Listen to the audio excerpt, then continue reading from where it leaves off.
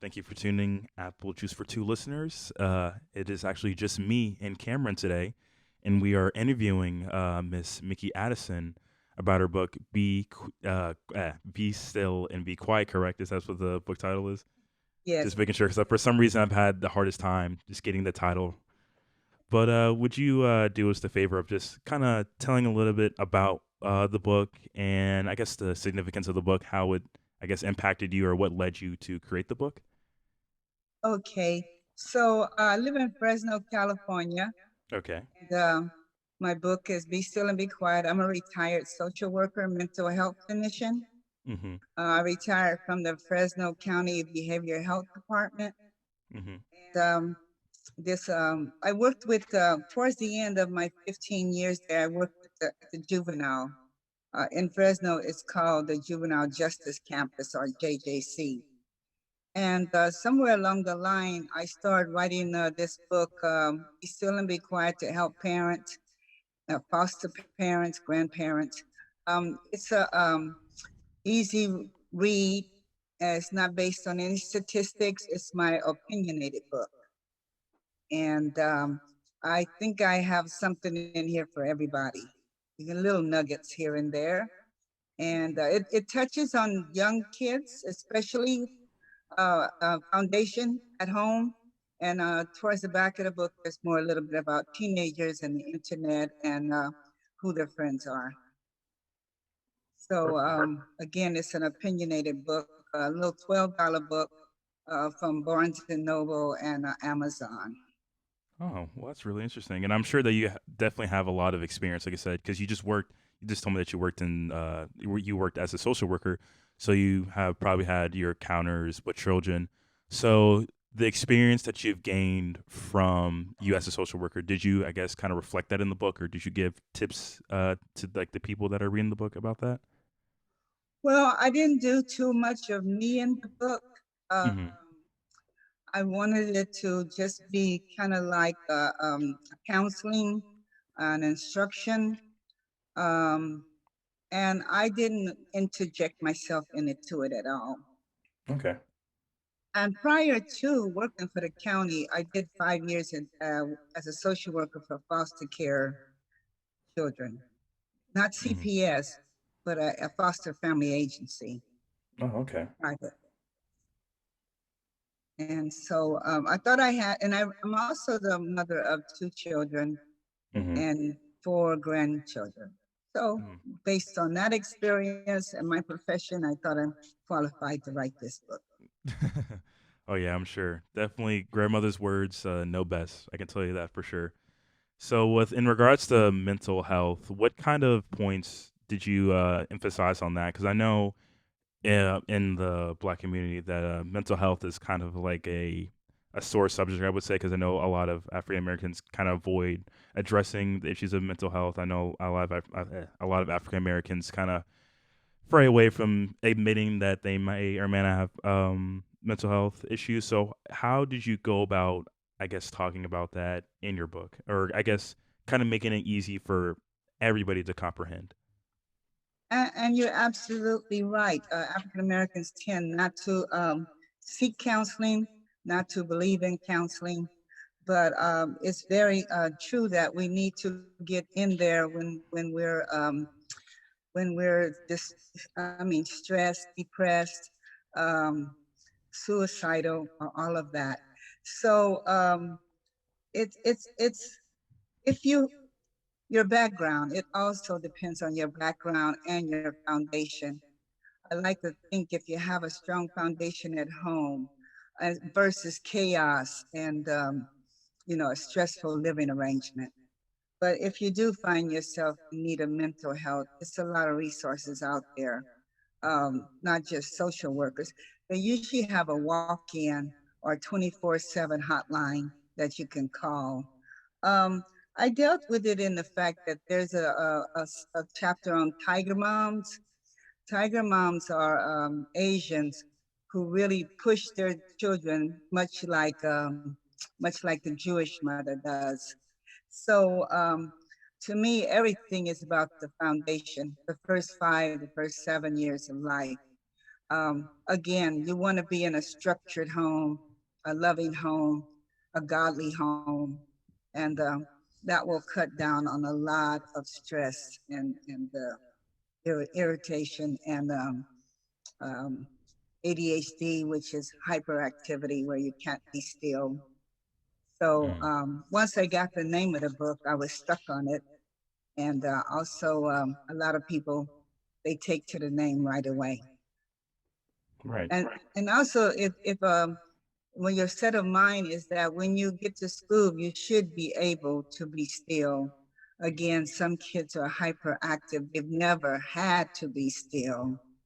And so, if you have drug generation of drug use in the house and alcohol, it makes it very hard for a child to go to school and do well. So, I just didn't dwell on mental illness too much. Um, I'm just trying to get a healthy child from the beginning. Just the little steps that you take to move them along and to be productive human beings, contributing to society. Oh, bro, that's good. So, what led you to decide to go into social work? Because I know you said that you were also worked at a TV station, I believe. So, is your was your what was your bachelor's in, if you don't mind me asking? No, my bachelor's, my BA from Fresno State was in communications. And I did work at a TV station for about 5 years. Mm-hmm. Um, the only reason I left because it was 4 to midnight, and I have two small children at the time at home with nobody to watch them. And I just got tired of holidays and night work, which I don't like night work.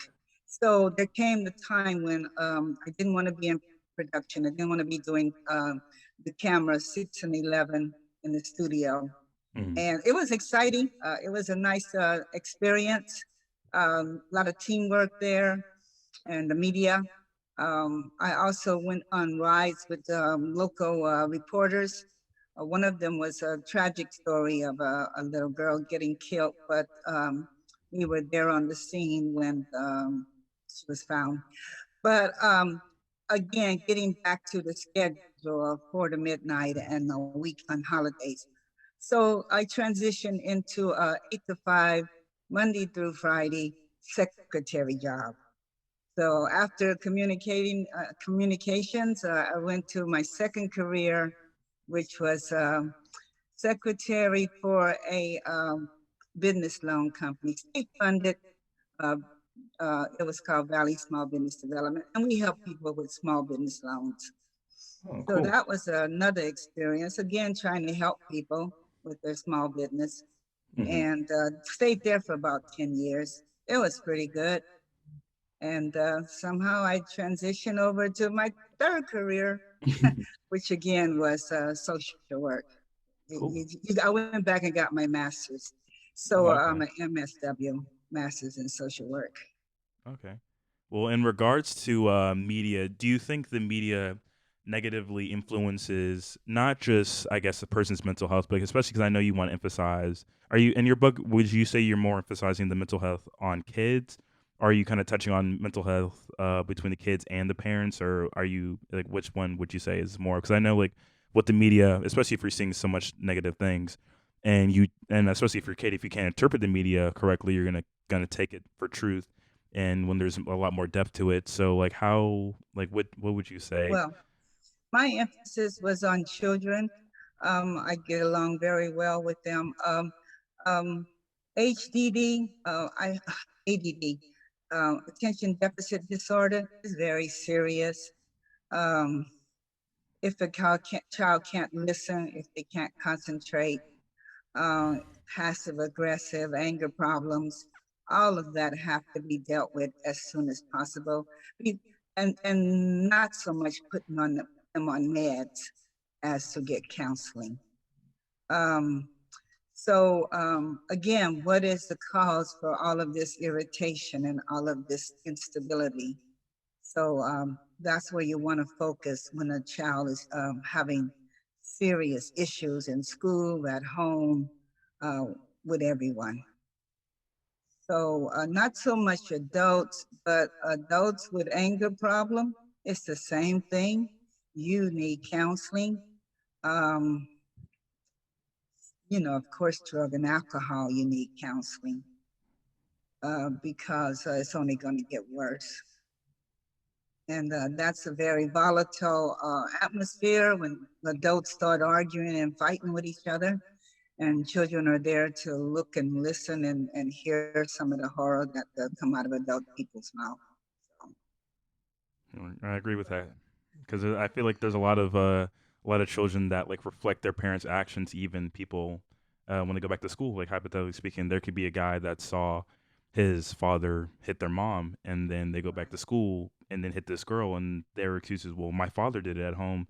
So then, like I said, you got to go back to that and be like, "Well, how are we gonna be able to tell this kid that he can't do that, and how are we gonna like bring this up to the parents?" So yeah, I agree with that. right, right. The abuse, whether it's aggressive, hitting and shoving, or whether it's passive, where it builds up over a period of time and then there's an explosion. When the things are going well, it's called a honeymoon period, and then you build up, build up, build up, and then there's this explosion and some kind of active aggression, and then you get back to the honeymoon period again. And it's just up to a woman how much they will endure and how much they will allow their children to have to endure. But I just want the children to start off on a good foot. I want them to, again, be structured. It starts young. It starts with crying unnecessarily. I like to, when I was doing foster care, I remember this lady, she would tell her youngster to come over here and get on my lap. And then when the child got on her lap, she would give him a big bear hug until they stopped crying. And it seems to work. And I think when you do it enough times, then pretty soon you just have to say, "Come and get on my lap," and the tears just kind of stop because we got a routine. So mostly I focus a lot on discipline, how you discipline and rules of the house. I think all house should have rules. You just broke rule number three. This is the consequences.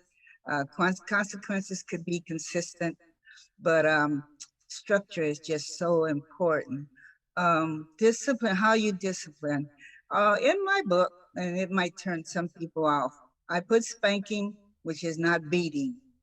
And also, you have to know your child. If spanking works to get the attention that, the child is seeking attention, negative attention, but you want to do something about it to redirect, or also just to get the attention with a spank here and there.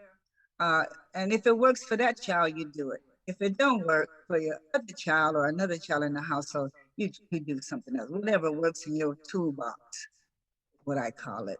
Hmm. So for some, it's just, I got the look in the book.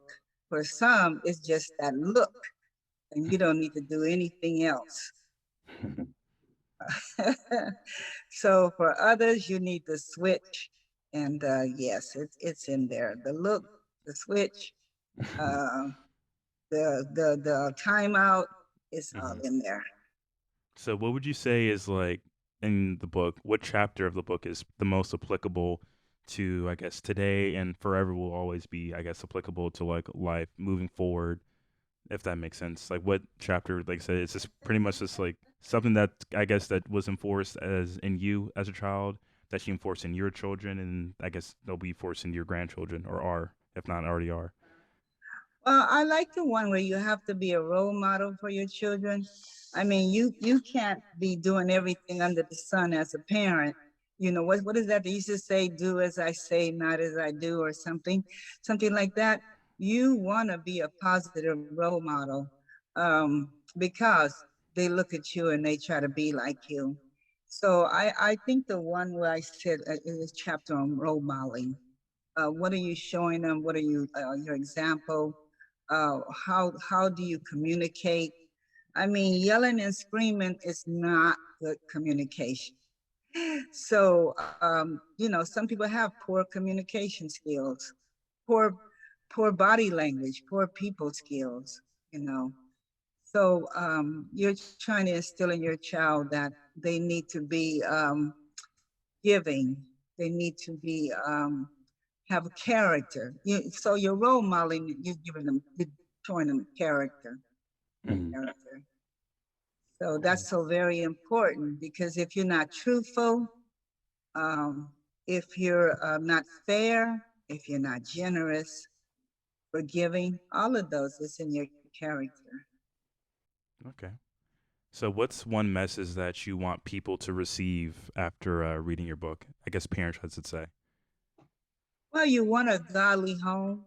Hmm. I believe in and then that don't mean just giving them to the neighbors to take. They go to church once in a blue moon or on holidays. I mean, like Christmas and Thanksgiving and everything like that. So a godly home where it's even wonderful if we could eat dinner at the table, pray at the table. When they're little, you're gonna have bedtime where you're praying before bed, and always before meals. I mean, godly home is very important. Um, so again, if you was to role model with your children and don't just send them off with someone else, but be there with them, a spiritual home is so very important. I cannot stress how much is of importance that your child is, in my opinion, baptized and follow in the word. Alrighty. Well, I have one more question for you. So, today's topic for our podcast was going to be about jobs and the housing market. Do you have any opinions on the jobs and housing markets from, I guess, what's different between what has happened, I guess, to you as a up and coming adult and now, and how I guess jobs are, how easy it is to get a job, how hard it is to get a job, and then even like I said with the housing market, I know house prices have skyrocketed since you've been around our age. So could you elaborate on that? Well, with the post-pandemic, so many jobs are available. Preparation is everything. Again, I'm big on high school grad and some college, go over to the junior college. When I was growing up, everybody wanted to know, they wanted to go to college, over to the junior college for a couple years. They wanted to get their own apartment. They wanted to get a car. They were looking for their independence. And, and so preparation is everything. If you're a dropout, you got a big strike against you. So, and there's a chapter on education, education, education, because you want to involve your children in activities that will keep them grounded, keep them connected to school. Sports is not everything, but it is a part of it. And you know, do you get them? Do they sign up for things that will keep them connected to what's healthy for them? Um, so so again, education is so important. The children of today have to be ready for what we're missing, whether it's doctors or nurses or technology. There was a special on TV where they had one of those virtual goggles that you put on. Yeah, the VR headsets. Yeah. Yeah, and there was this white hand in it as far as the instructing and everything, and the whole point of it was, if you're not tech, if you're not there making the program, then that's why you have a black hand, I mean a white hand instead of a black hand. As simple as that. There are things that you can just look in to see where in 10 years will be the biggest need for the career. And I coding and all of that, computer science is so important, and medical and social work. Um, Politician. I'm kind of keen on politics. I was the president of West Fresno Democratic Club for 15 years, And right now, as I get ready to bow out, I'm the vice president of the West Fresno Democratic Club. I encourage all young people to volunteer to see what there is in there that they might want to go into politics. It's easier than you think once you get involved. So that's, and as far as housing, I am a homeowner, so Mhm. I really don't know the market for housing. Uh, yeah, living here in California, San Francisco is running everybody out of it. I mean, if you think of whatever a price of a three-bedroom house would be to rent, San Francisco here in California would be triple that. Oh wow. So we get a lot of people coming. We're in the valley. Fresno, if you look it up, is in the San Joaquin Valley. And our, I don't want to get into our geographics and the fires up above us and the smoke down below us coming down to us. But yeah, I don't really know the housing market. Sorry, because I'm a homeowner for over 25 years. Hmm. So, but Well, I great. do think that on my father and son is so important. We really want to have our figurehead where the male is doing his part in this decision making and being in the home. That's something I stress also. If the men could just step up to the plate and help their queens, that'd be so great. Right. Well, I appreciate the time you've given us, and like I said, you're a very insightful person and well-educated person, and obviously an intellectual queen as well. So, on the behalf of all the Apple Just for Two cast, we uh, greatly appreciate you giving the time to talk to us. Okay, and did I show you the cover? Let me show them the Oh yeah, you cover. can show the cover. Yeah, It's a family of four walking into church. perfect. Uh, again, it's at Barnes and Noble and Amazon, and it costs about $12. Parental guidebook. Perfect. That's about it. Alrighty. And Well, like I thank you said, for having me and I letting me appreciate you have being this on. opportunity to tell what happened and the making of my book and how it all came together. And it Right. did take a long time. Oh, I'm sure. Yes, sir. Rome wasn't built in a day. There was a stop and start. So anyway, I hope to come out with a second book at the end of the year. Oh, okay. Maybe a children's book. But if I want to be serious, it's going to be a book called Africana. That's Ooh. a African man and a black African American woman. So Oh. I don't know which is going to get to the finish line first, Africana or Oh Sad Eyes, which is about a frog and a little girl. Well, like I said, thanks again for being on the show. And like I said, Yes. we appreciate your time. And let me just say one more thing before I let you get out. There's Hmm. an R in front of my name, so it's R Mikki Addison. When you Ah, go to look for it, when you go to bring it up on Google. perfect. Well, I'm glad that now the audience knows that. I, I say I'm so glad I met you. So glad to be on your podcast, Thank you and so maybe much. again in the future when I have that new book. Thank you so much again. I appreciate it. And like I said, we'll definitely be stay in contact with each other. Thank you for sure. All right. God bless.